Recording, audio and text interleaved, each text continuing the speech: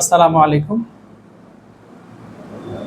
ছালসে বা প্রেসবায়োপিয়া 40 বছরের কাছাকাছি হলে আমরা আমাদের কাছের দেখার যে ক্ষমতা এটা দেখতে পাই যে আস্তে আস্তে কমে যায় অথবা আমরা কম দেখি। তখন আমাদেরকে কাছের জিনিস দেখার ক্ষেত্রে জিনিসপত্র দূরে নিয়ে দেখতে হয় অথবা চশমা পড়তে হয়। আমাদের চোখের ভিতর যে লেন্স থাকে, অল্প বয়সে কী হয়, এই লেন্সটা আকার পরিবর্তন করে ফেলতে পারে।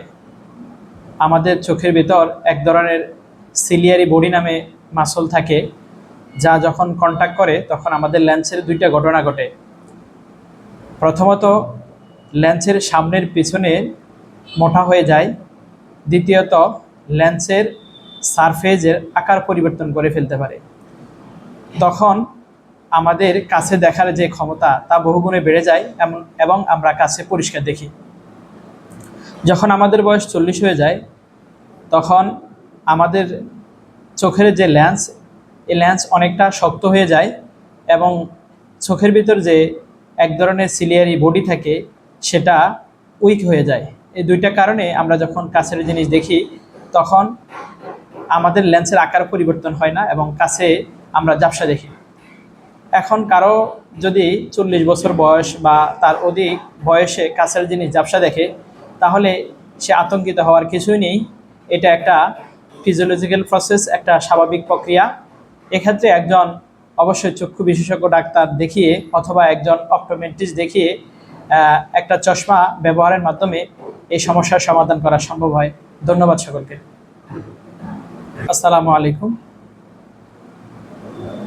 ছালসে বা প্রেসবায়োপিয়া 40 বছরের কাছাকাছি হলে আমরা আমাদের কাছের দেখার যে ক্ষমতা এটা দেখতে পাই যে আস্তে আস্তে কমে যায় অথবা আমরা কম দেখি।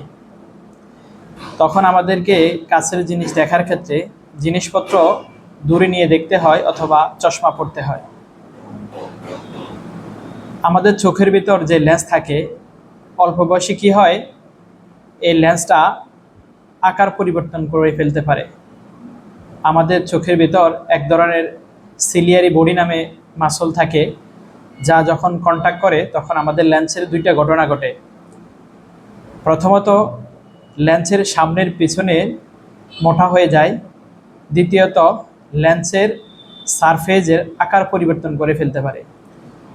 তখন আমাদের কাছে দেখার যে ক্ষমতা তা বহুগুণে বেড়ে যায় এবং আমরা কাছে পরিষ্কার দেখি। যখন আমাদের বয়স 40 হয়ে যায় তখন আমাদের চোখের যে লেন্স, এই লেন্স অনেকটা